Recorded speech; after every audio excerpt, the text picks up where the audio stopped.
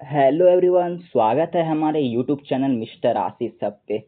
साथियों, हम लोग का जो क्लास 10th का जो हिंदी था, हम लोगों ने सेकेंड चैप्टर जिसका नाम था विष के दांत, लेखक का नाम था नलिन बिलोचन शर्मा। लेखक का क्या नाम था साथियों? नलिन होगा, यहाँ न हो गया मिस्टेक, क्या होगा? नलिन बिलोचन शर्मा।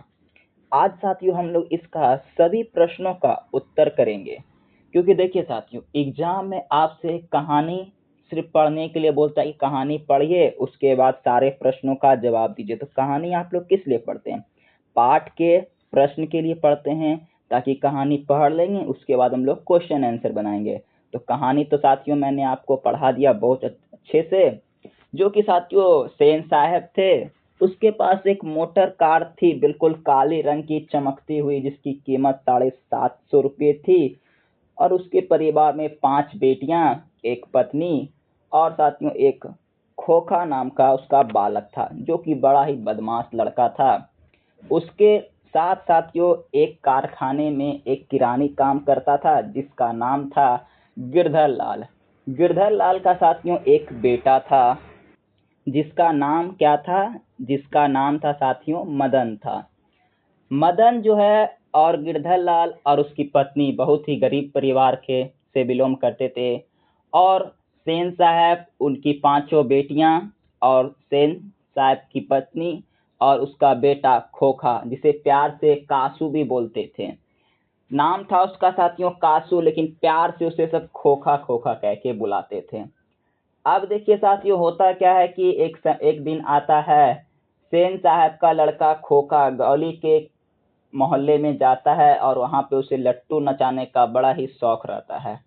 उससे पहले भी साथियों बहुत सारी घटनाएं हुई थी मदन के साथ, जो कि मैंने चैप्टर में बहुत अच्छे से आपको बता दिया। तो इसमें होता है क्या साथियों कि खोखा मदन के पास जाता है, बोलता है दो हम भी लट्टू नचाएंगे, लेकिन मदन देता नहीं है। इसी विवाद में क्या हो जाता है? झगड़ा हो जाता है, जिसके कारण खोखा का 2 दांत मदन क्या करता है? तोड़ देता है। यही सारी कहानियां थी साथियों।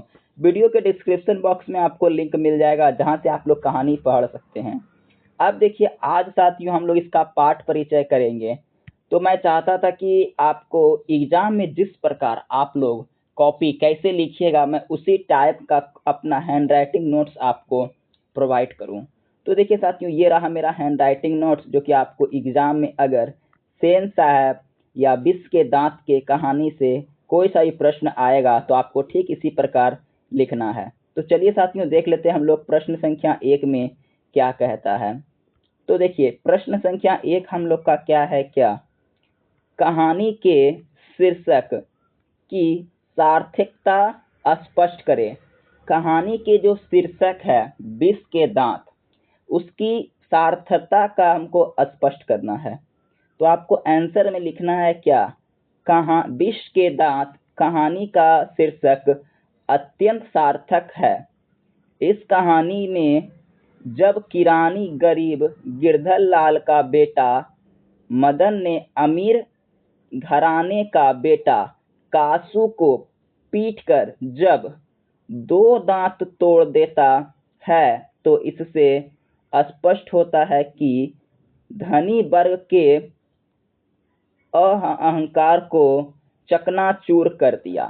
अब देखिए साथियों, गरीब घर का लड़का मदन अमीर घर के लड़के बेटे जो कासू जिसका नाम था, उसको क्या करता है? 2 दांत तोड़ देता है। तो लेखक बताना चाहते हैं कि धनी वर्ग के अहंकार मतलब होता है साथियों क्या, कि अपने आप में एकदम, एक होता है ना कि अपने आप में अमीर कहलाना, एकदम गुस्से वाला व्यक्ति बोल सकते हैं आप लोग, या बोल सकते हैं घमंडी व्यक्ति। तो उसके घमंड को क्या कर दिया मदन? उसके घमंड को चकनाचूर कर दिया खोखा के 2 दांत तोड़ के। उसके जो पिताजी थे साथियों मदन के, वो सेन साहब के साथ कैसे व्यवहार करते थे? बिल्कुल मालिक और नौकर जैसा। सेन साहब थे मालिक, और उसका जो पिता था मदन का, वो था गिरधर लाल, बिल्कुल नौकर की तरह। जब भी कोई बुलाता था उसे कि जाओ सेन साहब बुला रहे हैं, जी हुजूर, एकदम सर अपने मालिक के सामने बिल्कुल झुका कर रखता था। कौन? गिरधर लाल। दूसरा प्रश्न कहता है साथियों, सेन साहब के परिवार में बच्चों के लिए पालन पोषण में किए जा रहे लिंग आधारित भेदभाव का अपने शब्दों में वर्णन करें। सेन साहब के परिवार में साथियों बच्चों जो थे उसके पालन पोषण के लिए लिंग आधारित भेदभाव, यानी कि लिंग आधारित भेदभाव का मतलब हो जाता है कि लड़का लड़की के आधार पर उसे भेदभाव किया जाता था। तो देखिए साथियों, सेन साहब के घर में 5 बेटियां थी, पांचों बड़ा सुशील थी, पांचों क्या थी, कठपुतली थी। सेन साहब जो है उसे सिर्फ सिखाए थे कि क्या क्या नहीं करना है, क्या क्या नहीं करना है ये सिखाए थे, और क्या क्या करना है ये नहीं सिखाए थे, और क्या नहीं करना था ये सिखाए थे। यानी कि कासू के लिए अलग नियम थे उनके बेटे के लिए, और उनकी 5 लड़कियों के लिए अलग नियम थे घर में। तो इसी को साथियों अपने शब्दों में वर्णन करना है। तो चलिए देखते हैं, लिखना है आपको। हिंदी साहित्य के सुप्रसिद्ध कहानीकार नलिन बिलोचन शर्मा ने बच्चे और बच्चियों के लालन पोषण में जो दूरियां बताया है वो सचमुच ही अस्मिक्त है। सेन साहब अपने बेटियों को शिक्षा देना उचित नहीं समझता तथा बेटे को, आगे देख लेते हैं, बेटे को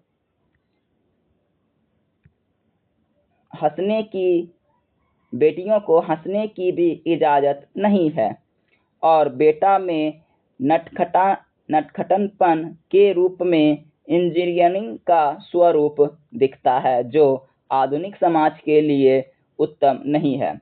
अब देखिए साथियों, सेन साहब के जो 5 बेटियां थी वो कठपुतली थी, वो हंस भी नहीं सकती थी खिलखिलाकर। कभी अगर गांव मोहल्ले जो होते हैं ना, समाज में अगर आप लोग रहिएगा साथियों तो देखिएगा कि गांव होते हैं, आसपास के लोग आज तक कभी भी सेन साहब की 5 लड़कियों को खिलखिलाकर हंसते हुए नहीं देखे हैं।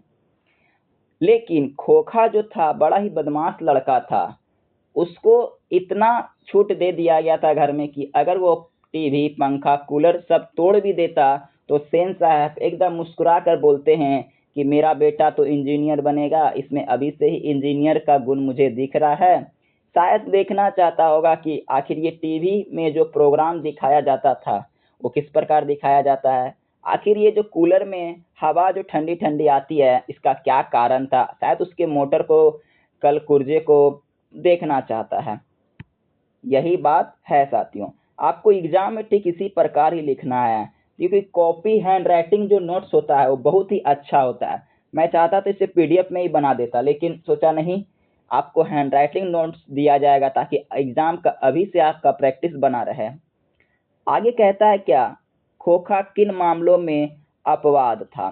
खोखा कौन, सेन साहब का लड़का जो कि जिसमें इंजीनियर का गुण देख रहे थे सेन साहब, उसमें क्या अपवाद है। इस कहानी के सुप्रसिद्ध लेखक नलिन बिलोचन शर्मा का मानना है कि खोखा दुर्ललित स्वभाव के मामलों में अपवाद था।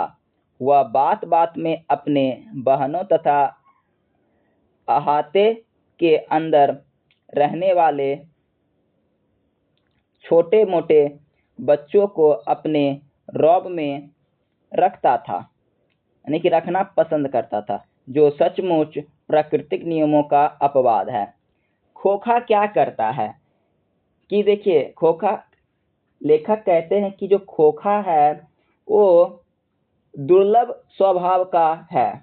क्या ऐसा है, दुर्लभ स्वभाव का अपवाद है। वह अपने घर में क्या करता था, उससे बड़े उनकी कौन बहन थी, तो उसके ऊपर भी क्या करता था, ये हाथ चला देता था। उसके घर में जो नौकर सब काम करते थे उसमें भी ये क्या करता था, हाथ चला देता था। यानी कि उसका जो रौब था इतना दुर्लभ था कि लेखक बताना चाहते हैं कि यह प्राकृतिक नियमों का एक अपवाद है। अपवाद का मतलब पता है क्या होता है कि 100 गो व्यक्ति रहेगा, 100 गो में हर चीज वो व्यक्ति कर सकता है, लेकिन एक जो व्यक्ति उसमें रहेगा, यानी कि 99 व्यक्ति सब कुछ कर सकता है, लेकिन एक जो व्यक्ति रहेगा वो सबसे अलग रहेगा, तो उसे क्या बोलता है, अपवाद बोला जाता है। चलिए प्रश्न संख्या 4 नंबर देख लेते हैं। एक बार आप लोग क्लास को फटाफट लाइक कर दीजिए और चैनल को सब्सक्राइब कर दीजिए। सेन दंपति खोखा में कैसी संभावनाएं देखते थे और उन संभावनाओं के लिए उन्होंने उसकी शिक्षा कैसे तय की थी। सेन साहब जो थे वो खोखा में किस प्रकार का स्वरूप या गुण या जिसको अनुभव बोल सकते हैं देखते थे और वो इन चीजों के लिए किस प्रकार का उसको शिक्षा या ट्रेनिंग दिया करते थे। लिखना है आपको आंसर में। हिंदी साहित्य के महान नकीलवादी लेखक नलिन बिलोचन शर्मा ने सेन दंपति खोखा में इंजीनियर की संभावनाएं देखा करते थे या करते थे और वह खोखा को उसी प्रकार का शिक्षा देना तय किया था जैसे बढ़ईगिरी और अन्य सामान की तोड़ फोड़ कर उसे खोलकर सही करना ही उसके लिए शिक्षा था। सेन साहब जो है अपने बेटे में इंजीनियरिंग का संभावनाएं देखते थे और वो उसी प्रकार का शिक्षा देते थे। इंजीनियरिंग में क्या चीज का? बढ़ई का। अपने कारखाने के 2-3 आदमी को लाते थे और बोलते थे कि खोखा को 2 से 3 घंटे ट्रेंड दो ताकि उसको अभी से ही कल कुर्जो जो होते हैं, जो मशीन सब होते हैं, उसमें अच्छे से उसका हाथ फिट बैठ सके। चाहे वह सामान की तोड़ फोड़ी क्यों न कर दे, लेकिन अभी से ही उसको ट्रेनिंग देना है, क्योंकि क्या बनाना है? इंजीनियर था। उसमें एक चपरासी बनने का भी गुण नहीं, और बनाना क्या चाहते थे? इंजीनियर बनाना चाहते थे। अब देखिए क्या कहता है 5 नंबर, प्रसंगन व्याख्या कीजिए। इसको क्या करना है साथियों? व्याख्या करना है। तो व्याख्या किस प्रकार करते हैं, आइए देखते हैं। लड़कियां क्या है? कठपुतलियां है और उनके माता पिता को इस बात का गर्व है। 2 प्रश्न इसमें दिया हुआ है। पहला प्रश्न है कि लड़कियां क्या है, उसके बाद दिया है कि कठपुतलियां है और उनके माता पिता को इस बात का गर्व है। तो आंसर में आपको किस प्रकार लिखना है? देखिए, लिखना है कि प्रस्तुत सारग्रभति संतुलित एवं मालमित पंक्तियां हमारे पाठ्य पुस्तक गोधली भाग 2 के शीर्षक विष के दांत से लिया गया है।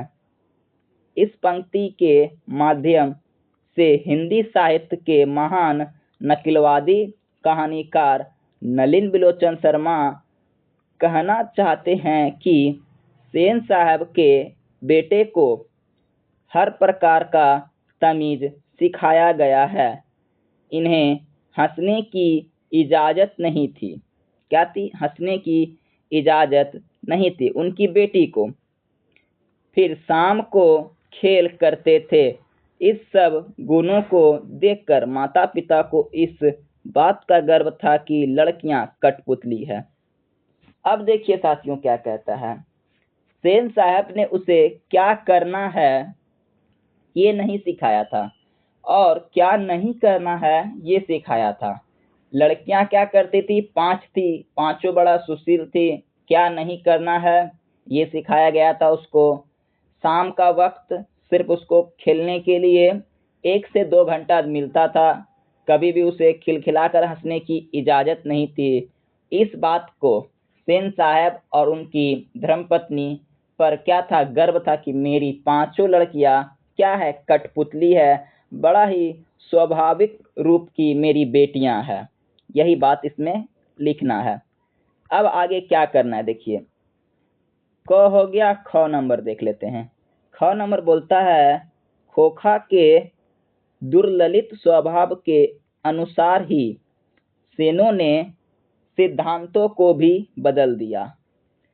खोखा के दुर्ललित स्वभाव के अनुसार। दुर्ललित स्वभाव का मतलब क्या होता है? कि सबसे अलग उसका स्वभाव है। इसके कारण क्या किए थे सेन साहब? अपना घर का नियम बदल दिए थे। एक बच्चे के कारण जिसका नाम खोखा था, क्योंकि सेन साहब का सपना बोलिए या पागलपन बोलिए, उसको इंजीनियर ही बनाना चाहते थे, क्योंकि उसको प्रारंभिक शिक्षा अभी तक उसको नहीं मिली थी। प्रारंभिक शिक्षा का मतलब क्या होता है? प्रारंभिक शिक्षा का मतलब हो जाता है साथियों कि आप जब माँ के गोद में रहें तो आपको सिखाया जाता है कि क्या करना है और क्या नहीं करना है। आप लोग बचपन में आपके माता पिता आपको पढ़ाते होंगे ABCD अ आ क ख ग घ 1 2 टेबल वगैरह सब बचपन में ही आपको पढ़ाया जाता था कि A से एप्पल होता है, B से बॉल, C से कैट, D से डॉग, ONE1। इस प्रकार की ट्रेनिंग आपको बचपन में ही दी जाती थी। लेकिन प्रारंभिक शिक्षा खोखा को इस प्रकार मिली नहीं, इसलिए नतीजा तो आपके सामने ही है। लिखना है इस प्रकार, प्रस्तुत पंक्ति हमारी पाठ्य पुस्तक गोधली भाग 2 के शीर्षक विष के दांत से अद्भुत की गई है, जिसके कहानीकार नलिन बिलोचन शर्मा हैं। इस पंक्ति के माध्यम से लेखक यह बताना चाहते हैं कि सेन साहब की 5 लड़कियां जो बिल्कुल सभ्य और अनुशासन है। क्या है? सभ्य है और अनुशासन है। आगे आपको लिखना है साथियों, लेकिन ठीक इसके विपरीत खोखा बिगड़े बाप का बिगड़ा संतान है, जिसे आंधक लाड़ प्यार ने बिगाड़ दिया है। उसकी हर गलती में इंजीनियर का सपना दिखाई देता है, अर्थात खोखा की संभावना उसके लिए अपने सिद्धांतों को भी बदल लिया है। अब देखिए साथियों, सबसे पहले इनकी पांचों जो लड़कियां हैं इसका वर्णन आपको करना है कि पांचों लड़कियों के लिए बड़ा ही सख्त नियम था, क्या करना है ये नहीं, क्या नहीं करना था इसके लिए। लेकिन जस्ट इसका उल्टा था कि खोखा के लिए सेन साहब ने अपने घर के ही नियम बदल दिए थे। खोखा जब भी कोई सामान का तोड़ फोड़ कर देता था तो क्या करते थे, सेन साहब उसे डांटने की बजाय बोलते थे कि मेरे बेटे अभी से ही इंजीनियर का गुण इसमें मुझे दिख रहा है, शायद वो भी इंजीनियर बनना चाहता है। एक आप लोग देखे होंगे गांव मोहल्ले में एक आदमी बोला जाता है, जब भी किसी प्रकार का कोई झगड़ा या विवाद होता है तो बोला जाता है क्या कि देखते हैं बिगड़ा बाप का बिगड़ा लड़का है। ठीक उसी प्रकार लेखक खोखा को इस बात का वाक्य यानी कि इस बात को शब्द में बोल दिए हैं क्या कि खोखा जो है बिगड़ा बाप का बिगड़ा लड़का है। उसकी हर गलतियों पर सेन साहब क्या करते थे, उसमें इंजीनियर का गुण देखते थे। इसलिए खोखा जो है हर सिद्धांतों को अपने आप घर में बदल देता था और हर नियम उसके लिए कैसे थे, बिल्कुल समान, कोई नियम ही नहीं थे उसके लिए अपने घर में। चलिए आगे का प्रश्न देख लेते हैं। प्रश्न कैसा लग रहा है साथियों, एक बार कमेंट में जरूर बताइएगा। चलिए घ नंबर प्रश्न को साथियों आप लोग स्टार मार लीजिए अभी से ही, इसे आप लोग रट लीजिए, क्योंकि इस बार बिहार बोर्ड का जो एग्जाम होगा 2027 में जो विद्यार्थी का एग्जाम होने वाला है बिहार बोर्ड का क्लास 10th का, ये प्रश्न पूछेगा ही पूछेगा। एक आपको वाक्य दे दिया जाएगा, जो कि मैं आपको जब कहानी पढ़ा रहा था तो मैं बोल दिया था कि ये वाक्य को आप लोग रट लीजिए। वाक्य क्या है, ऐसे ही लड़के आगे चलकर गुंडे, चोर और डाकू बनते हैं। इस बात को क्या करना है, स्पष्ट करना है। क्या करना है, वो व्याख्या में इसको प्रबंध करना है कि ये जो वाक्य है ये कौन बोला कि ऐसे ही लड़के आगे चलकर चोर, गुंडे और डाकू बनते हैं। चलिए आपको किस प्रकार लिखना है देख लीजिए। आंसर में आपको लिखना है साथियों, प्रस्तुत साल गर्भित संतुलित एवं मार्मिक पंक्तियां हमारे पाठ्य पुस्तक गोधली भाग 2 के शीर्षक विष के दांत से उद्धृत है। इस पंक्ति के माध्यम से महान लेखक नलिन बिलोचन शर्मा ने बड़े बड़े सेठों के चरित्र को उजागर करके हमें यह बताया है कि सेठ लोग कैसे गरीब के बाल बच्चों को हतोत्साहित करते हैं। मदन ने सेन साहब के कार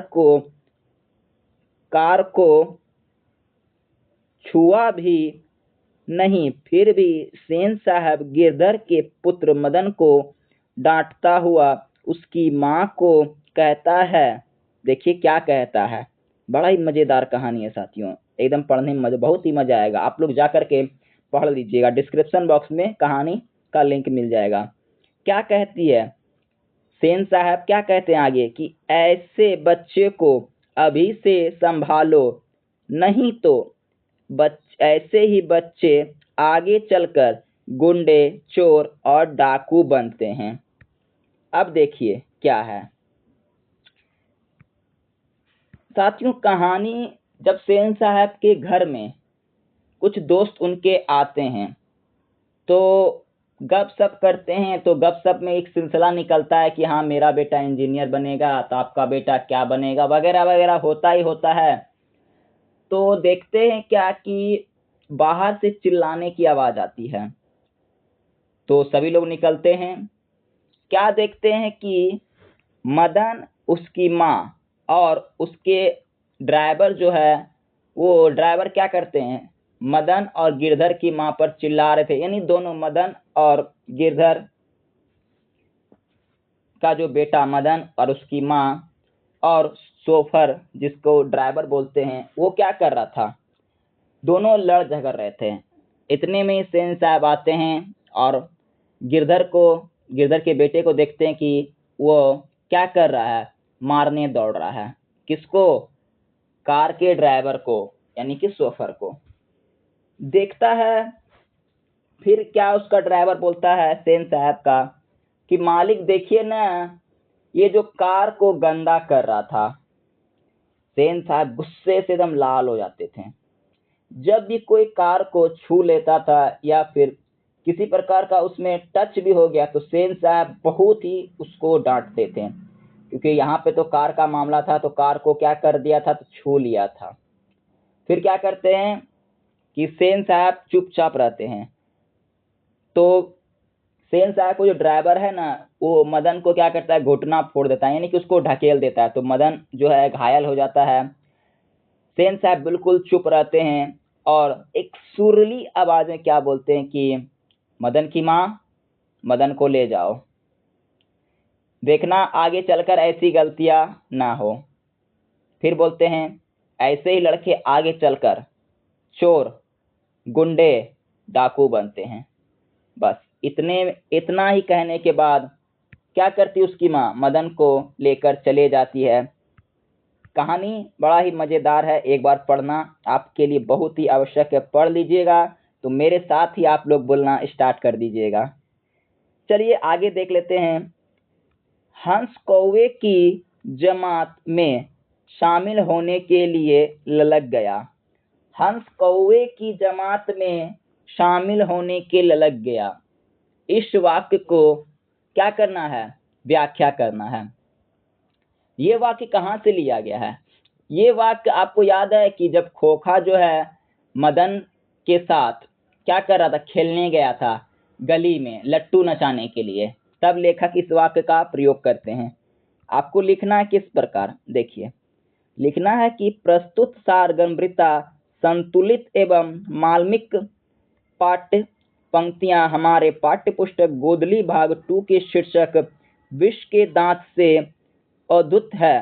इस पंक्ति के माध्यम से सुप्रसिद्ध लेखक नलिन बिलोचन शर्मा का कहना है कि सेन साहब का बेटा कासू गिरधर के बेटे मदन के जमात में शामिल होने के लिए यानी लट्टू खेलने के लिए मचल उठा, जिसे लेखक महोदय ने कहा है कि हंस कौवे के जमात में आने के लिए ललक गया और कासू पूर्व की भांति मदन पर अपना रोब दिखाना चाह रहा था, जिसके कारण मदन और कासू में झगड़ा हो गया। क्या हुआ, मदन और कासू में झगड़ा हो गया। अब देखिए आगे, देखते आगे क्या कहता है। झगड़ा हो गया और मदन ने काशू के 2 दांत तोड़ दिए। क्या किया? मदन ने काशू का 2 दांत तोड़ दिया। कहानी आप लोग पढ़े ही साथियों, एक बार पढ़ लीजिए। कहते क्या, सेन साहब के और उनके मित्रों के बीच क्या बातचीत हुई और पत्रकार मित्र ने उन्हें किस तरह उत्तर दिया। अब देखिए सेन साहब क्या करते हैं कि एक बात है कि सेन साहब ड्राइंग रूम में बैठते हैं तो उसी समय पत्रकार महोदय आते हैं। पत्रकार महोदय जो कि सेन साहब के दूर के रिश्तेदार लगते थे, पत्रकार महोदय के साथ उनके बेटे भी आए थे और बात बात में छिड़ जाता है कि कौन अपने बेटे को क्या बनाना चाहता है। तो एक व्यक्ति पत्रकार महोदय से पूछता है कि आप अपने बेटे को क्या बनाना चाहते हैं। ये बात पूछते ही है कि सेन साहब बीच में टपक पड़ते कि मैं अपने बेटे को इंजीनियर बनाना चाहता हूं। डायरेक्ट बोल देते हैं कि मैं अपने बेटे को इंजीनियर बनाना चाहता हूं। बोलने का मौका किसको मिला? पत्रकार महोदय को, लेकिन सेन साहब ही बोल दिए। फिर पत्रकार महोदय बोलते हैं कि मेरा बेटा जो है वो जेंटलमैन तो बनना चाहता है, लेकिन उसे पूरी तरीके से आज़ादी है, यानी कि फ्रीडम है कि वह अपने लिए जो बने अच्छा ही आदमी बनेगा, इस प्रकार बोलते हैं। लेकिन सेन साहब जो है बोलते बोलते चले जाते हैं कि मैं तो अपने बेटे को इंजीनियर ही बनाऊंगा। लिखना है आपको किस प्रकार। हिंदी साहित्य के महान लेखक नलिन बिलोचन शर्मा का कहना है कि, देखिए साथियों, आपको जब भी कोई बोलेगा ना कि लाइन दे देगा, बोलेगा इसका वाक्य यानी कि व्याख्या कीजिए, तो आपको किस प्रकार लिखना है। तो सबसे पहले लिखना है क्या कि ये जो कहानी लिया गया है, ये कहानी के लेखक कौन है, कहानी का नाम क्या है और पुस्तक का क्या नाम है। तो हम लोग हिंदी पार्ट 2 पढ़ रहे हैं, गोधली भाग 2, जिसको पार्ट 2 भी बोलते हैं। गोधली भाग 2 चैप्टर नंबर 2 है विष के दांत, जिसके लेखक है नलिन बिलोचन शर्मा। यानी पहले परिचय लिखना है, उसके बाद जो आपके मन में बात कही गई है उस वाक्य को अपने शब्दों में लिख दीजिएगा, ठीक है।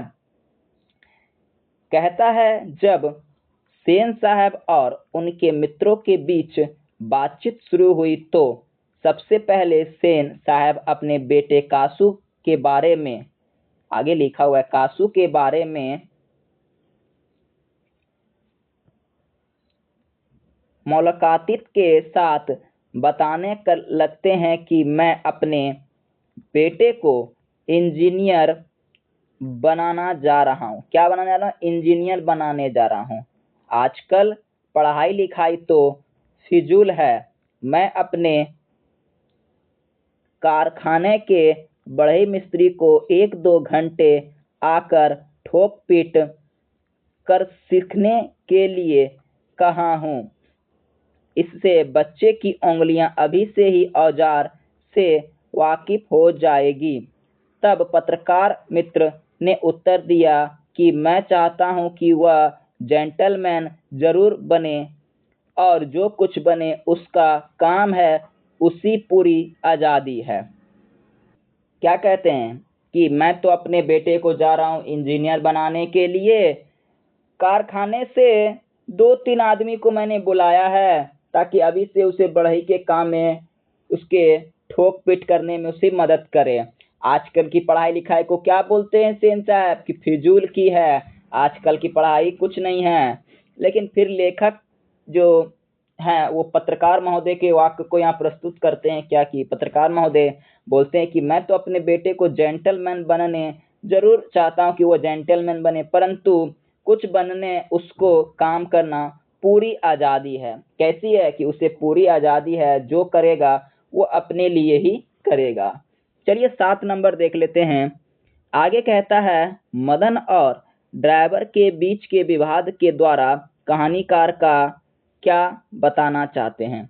मदन और ड्राइवर के बीच में जो विवाद हुआ था, तो मैं आपको बता ही दिया था कि विवाद इसलिए हुआ था, खोखा ने उसके कार को टच कर लिया था, जिससे बढ़ा चढ़ाकर सेन साहब को इस बात को बोल दिया गया कि देखिए साहब, आपके कार को गंदा कर रहा था और टच भी कर दिया। इतने में ही से मदन क्या किया, भड़क उठा और मुझे मारने लगा। इस वाक्य में बोलते हैं कि जाओ अपने बेटे को लेकर के, ऐसे लड़के आगे चलकर चोर गुंडे और बदमाश बनते हैं। लिखना है आपको, हिंदी साहित्य के महान नकेलवादी लेखक नलिन बिलोचन शर्मा मदन और ड्राइवर के बीच के विवाद के द्वारा हमें यह बताना चाहते हैं कि जब कोई गरीब व्यक्ति अमीर की शरण में रहता है तो वह गरीब की सहायता नहीं करता, बल्कि मदद मांगने पर उसे ठुकरा देता है। देखिए, लेखक यहाँ पे बहुत अच्छी बात बोलते हैं साथियों। आए दिन हम लोग के जीवन में भी ऐसे बात हो रही है। मान के रखिए कि अगर आप कहीं पे 2 रुपया मांगने जाइएगा कोई अमीर घर के व्यक्ति से, तो क्या करेगा वो व्यक्ति? 2 रुपया देगा नहीं और 2 बात सुना देगा कि बोलेगा कि जा बड़ा आया पैसे मांगने वाला, पैसा खाए का खर्ची न है, कहाँ से हमको पैसा लौटाएगा। इस प्रकार के शब्दों को क्या करेगा साथियों? प्रयोग करने लगेगा। तो इसलिए लेखक यहाँ कहते हैं कि मदद मांगने की बजाय उसे क्या करता है? ठुकरा देता है कि नहीं मदद करेंगे। चलिए आगे देखते हैं, प्रश्न संख्या 8 नंबर देख लेते हैं। 2 से 3 प्रश्न और बचे हैं। काशू और मदन के बीच झगड़े का कारण क्या था?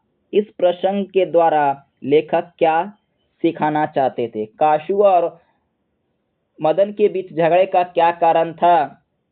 तो झगड़े का कारण आपको पता है कि लट्टू के विवाद का था और मदन गुस्से से बबूल हो रहा था क्योंकि उसे मार दिया गया था और घुटना फोड़ दिया गया था, क्योंकि उसके सुभाई तो गिरधर का बेटा लट्टू नचा रहा था। उसके बीच में ही तो गली में लट्टू नचा रहा था और फिर कौन आया? काशू आया। देखिए साथियों, आपको किस प्रकार लिखना है।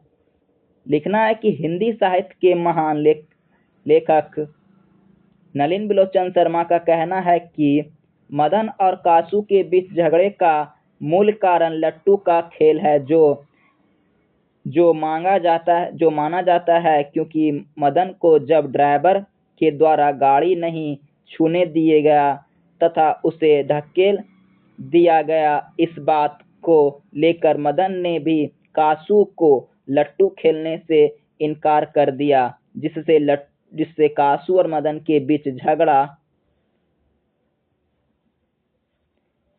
झगड़ा होने लगा। इस प्रसंग के माध्यम से लेखक बताना चाहते हैं कि बालक नादान होता है, वो अमीर गरीब को नहीं देखता और वह अपमान सहन नहीं करता। अब देखिए, मदन जो है ये गुस्से से लाल था क्योंकि उसे अगले दिन क्या किया गया था कि कार को छूने के लिए नहीं दिया गया था। जब कार को छुआ तो उसके ड्राइवर सेन साहब को क्या करते हैं? सेन साहब के जो ड्राइवर हैं वो ढकेल देते हैं और अपमान भी हो गया था। लेकिन यहाँ लेखक बताते हैं क्या कि झगड़ा का जो कारण था वो लट्टू था कि लट्टू नचाने नहीं दिया। इसमें क्या किया? मदन ने खोखा को 2 दांत तोड़ दिया।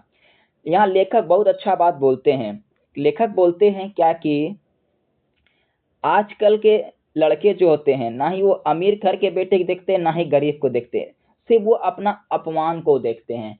चाहे वो अमीर हो या गरीब हो, देखते हैं कि वो अमीर है, क्या कर लेगा, हमको मारेगा, मार के घुटना ही तोड़ देंगे। क्या किया वो मदन ने? काशू को मार मार करके उसके 2 दांत ही तोड़ दिए। ना ही उसे देखा कि वह कितना अमीर है और वो क्या कितना पावरफुल है और क्या कर सकता है, इस बात का कोई फिक्र भी नहीं था मदन को।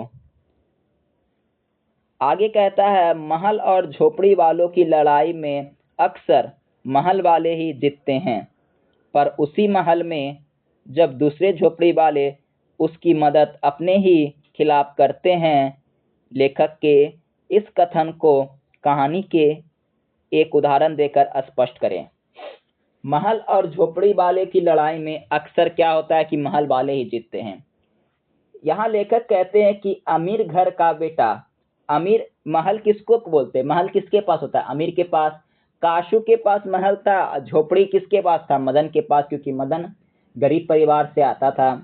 लेखक कहते हैं कि अक्सर महल और झोपड़ी वालों की लड़ाई में महल वाले ही जीतते हैं, क्योंकि पैसे का जो पावर होता है साथियों, वो क्या करता है? बड़ा बड़ा चीज को दबा दिया जाता है। लेकिन हमारा हिम्मत जो ऐसा है कि बड़े बड़े आदमी को भी झुका सकता है हमारा हिम्मत। सबसे बड़ा चीज है, पैसे से भी बढ़कर क्या है हम लोग का हिम्मत है। गरीब का सबसे बड़ा चीज क्या हुआ, उसका स्वभाव हुआ, अनुशासन हुआ, उसका हिम्मत हुआ। गरीब है तो क्या हुआ, आज न कल तो अमीर तो बन ही जाना है ना, मेहनत करना है और अमीर बनना है बस, और क्या है। क्योंकि जो गरीब होता है वो क्या करता है, बचपन से गरीब नहीं होता है, कुछ हालात के कारण हो जाता है।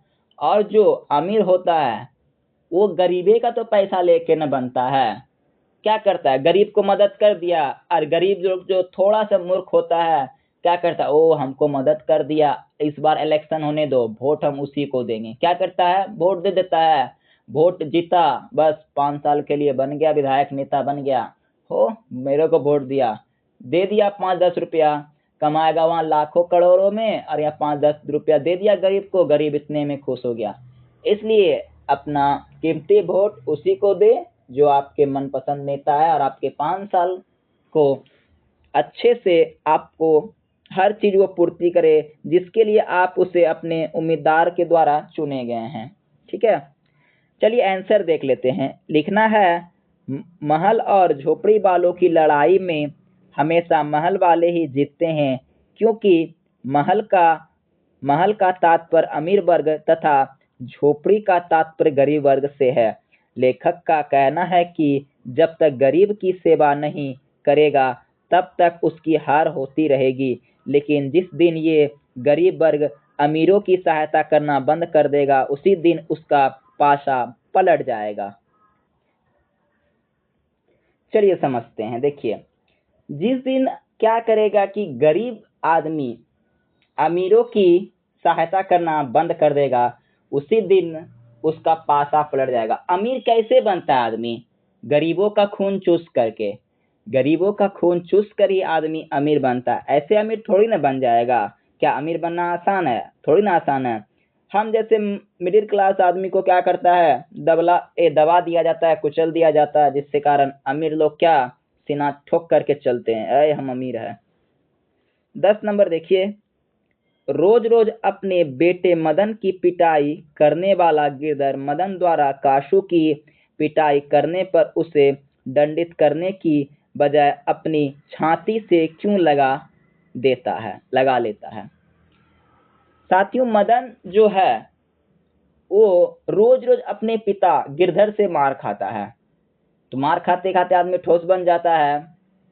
लेकिन एक समय हुआ था, एक दिन आया था, तो मदन घर लौटा कासू का 2 दांत तोड़ करके। तो उस रात क्या हुआ कि मदन का जो पिता यानी कि मदन का जो पिता जो थे गिरधर लाल, उसे क्या किया, अपनी छाती से लगा दिए।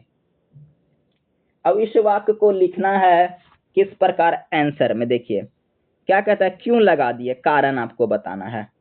चलिए लिखना है, एकदम बड़ा सिंपल है। इसका पीडीएफ डाल दूंगा मैं टेलीग्राम पे, इसका पीडीएफ डाल दूंगा, आप लोग लिख लीजिएगा अच्छे से वहां, ठीक है ना।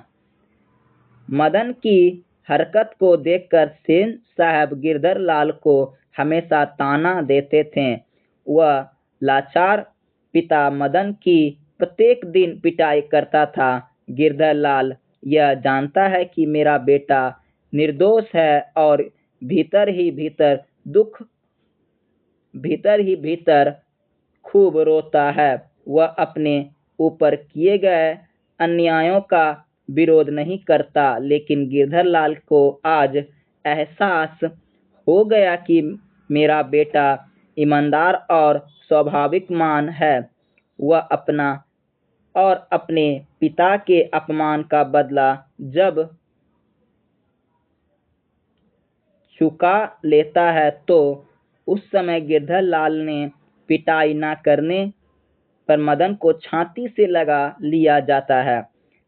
कहा, साहब बेटा, तुमने आज अपने पिता और अपने अपमान का बदला ले लिया। अब देखिए, सेन साहब जो थे वो क्या करते थे, हमेशा ताना कसते रहते थे। देखो गिरधर, तुम्हारा बेटा जो है अमीरों जैसा बनना चाहता है, उसे समझाओ। क्या करते थे, गुस्से में गिरधर लाल घर आया, बेटे को एकदम लपेट दिया, यानी कि मार दिया, मारने लगा। फिर दूसरे दिन इसी प्रकार का विवाद होते रहता है कि अपने बेटे को समझा लो, बड़ा बदमाश हो गया है। फिर तीसरे दिन, चौथे दिन इसी प्रकार का विवाद चलते रहता है। रोज रोज मदन को पिटाई ही पिटाई लगती थी। तो पिटाई लगती थी तो एक समय था तो क्या किया था, खोखा को दो दांत तोड़ दिया। सेन साहब, मदन और गिरधर लाल। गिरधर लाल का ये हिम्मत नहीं होता था क्या कि सेन साहब के सामने एक चूं का भी लफ्ज बोले। जो बोलते थे, जी हुजूर, जी हुजूर, काम हो गया, जी हुजूर। और उसके बेटे ने कासू के, यानी सेन साहब के बेटे के दो दांत तोड़ दिए। बहुत बड़ा बात है। उसका बेटा, सॉरी, उसके पिता का ये हिम्मत नहीं है कि उसके सामने, उसके बाप के सामने कुछ बोले खोखा के। लेकिन ये गिरधर लाल के बेटे ने कासू को दो दांत तोड़ दिए। इसी बात का गर्व होता है गिरधर लाल को कि वाह बेटा, आज तक मैंने जो काम नहीं करा और तुमने आज अपने पिता और अपना अपमान का बदला ले लिया। उसके बाद हम लोग भी 11 नंबर देख लेते हैं। सेन साहब, मदन, काशू और गिरधर लाल, थोड़ा नीचे कर लेता हूँ, दिखने में आसानी मिलेगा आपको। सेन साहब, मदन, काशू और गिरधर लाल का चरित्र चित्रण वर्णन करें। सेन साहब, मदन, काशू और गिरधर लाल कितने व्यक्ति दिए हैं? 1 2 3 4, 4 व्यक्ति दिए हैं। इनके चरित्र को वर्णन करना है। चरित्र का मतलब क्या होता है? चरित्र का मतलब होता है कि वो किस प्रकार दिखता है, उसका वर्णन करना है। तो आपको वर्णन किस प्रकार करना है? सेन साहब एक फैक्ट्री के मालिक थे जो बहुत घमंडी थे। उन्हें रुपया पैसा का बहुत अहंकार था। वो दिन गरीबों के बलबूते पर फैक्ट्री चला रहे थे, महल में निवास करते थे। वो उन्हीं गरीबों के बाल बच्चे को खुश देखना नहीं चाहते थे। क्या करते थे? वो गरीब के बाल बच्चे को खुश देखना नहीं चाहते थे। ये सेन साहब का स्वभाव था। अब देखिए मदन को। मदन, जो कि एक स्वाभाविक बालक था जिसका उम्र 5 से 6 वर्ष था, वह एक बहुत ही ईमानदार बालक था। आगे क्या है, आगे देख लेते हैं, थोड़ा ऊपर। हाँ चलिए। कासू, जो कि एक घमंडी पिता का घमंडी बेटा है, जिसे माता पिता के लाड प्यार ने बिगाड़ दिया है। वह दुर्ललित स्वभाव का बच्चा है। वह जिस पर चाहता उपवास हाथ लगा देता है। वह वस्तुओं को तोड़-फोड़ करता है। ये कासू का स्वभाव है। किसका है? कासू का स्वभाव। अब गिरधर लाल का आता है। गिरधर एक गरीब व्यक्ति है जो मदन का पिता है। वह सेन साहब के यहाँ किरानी के पद पर काम करता है। वह एक लाचार और बेगर बाप था। वह प्रतिदिन सेन साहब द्वारा अपमान सहा करता था। अब देखिए साथियों क्या क्या है। पहला जो है, ये वाक्य साथियों सेन साहब के लिए है, ये मदन के लिए है, ये खोखा के लिए है जिसको कासू बोलते हैं, और ये गिरधर लाल के लिए है। एक एक करके मैं बता देता हूँ थोड़ा थोड़ा। एग्जाम में अगर बाय चांस आप लोग भूल जाइएगा ना, तो इस प्रकार लिख दीजिएगा कि सेन साहब यानी कि एक कारखाने के मालिक थे जिसका नाम था सेन साहब। उसके पास 7,500 की एक मोटर चमकती हुई कार थी। वो बड़ा ही घमंडी थे। वो अमीरों को नहीं कि वो गरीबों को कुचल कर अमीर बने। इस प्रकार लिख दीजिएगा, यानी कि मोटा मोटी इस प्रकार लिखना है। और देखिए कि और किसके बारे में बोलता है। दूसरा बोलता है कि मदन के बारे में। तो मदन के बारे में लिखिएगा कि मदन जो है एक स्वाभाविक और ईमानदार बालक है जिसका उम्र 5 से 6 वर्ष है। वह बहुत ही ईमानदार है। फिर लिखिएगा कासू का लिखिएगा कि कासू जो एक घमंडी पिता का घमंडी बेटा है और यह सामानों की हमेशा तोड़ फोड़ करते रहता है। यह बड़े और छोटों में किसी प्रकार का अंतर नहीं देखता है। जिसे चाहता है मार पीटता है। फिर गिरधर को लिखिएगा कि गिरधर जो एक गरीब व्यक्ति है जो मदन का पिता है। सेन साहब के यहाँ फैक्ट्री में किरानी का काम करता है और वह एक लाचार और बेकर बाप है। वह प्रतिदिन सेन साहब का अपमान सहा करता है। इस प्रकार आप लोग लिख दीजिएगा। रटना नहीं है, रटिएगा तो भूल जाइएगा। डिस्क्रिप्शन बॉक्स में कहानी दिया हुआ है, ठीक ना, वहां से एक बार पढ़ लीजिएगा ना, तो आप अपने शब्दों में भी उत्तर लिख सकते हैं। कहता है कि आपकी दृष्टि में कहानी का नायक कौन है? तर्कपूर्ण उत्तर दें। कहानी का नायक कौन है, इसके बारे में बताना है। कहना है कि हम लोगों की नज़र में कहानी का नायक मदन है, चूंकि लेखक का कहना है कि जो बुराई को अंत करता है उसे ही नायक माना जाता है।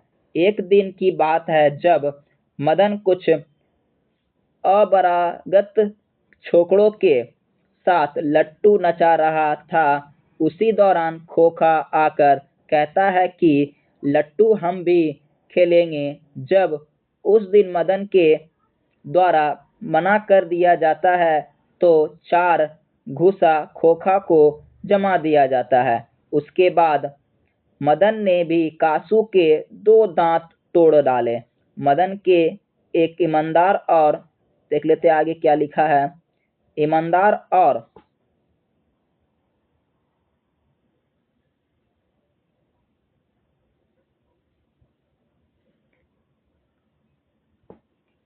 स्वभावी मानक लड़का था। अंततः कहानी का नायक मदन है। मदन ही कहानी का नायक है। चलिए आज का लास्ट और आखिरी प्रश्न है 13 नंबर। 13 नंबर प्रश्न है, आरंभक यानी कि आरंभ से ही कहानीकार का स्वर अंतपूर्ण है, ऐसे कुछ प्रमाण उपस्थित करें।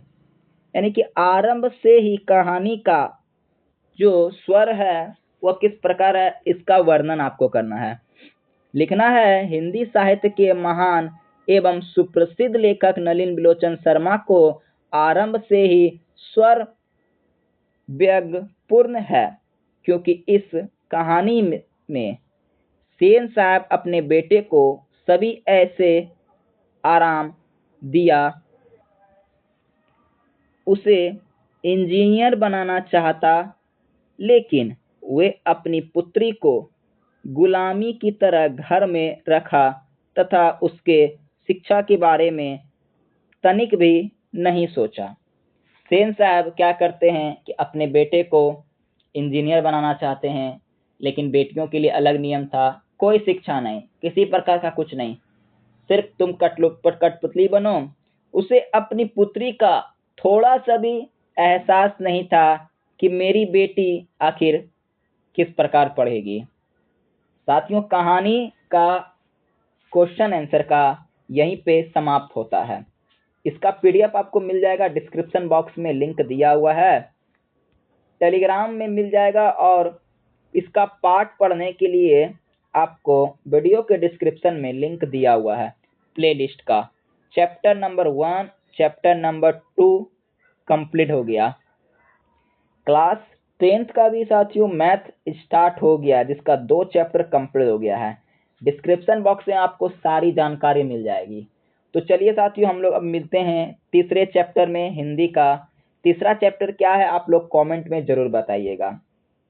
चलिए, थैंक यू सो मच।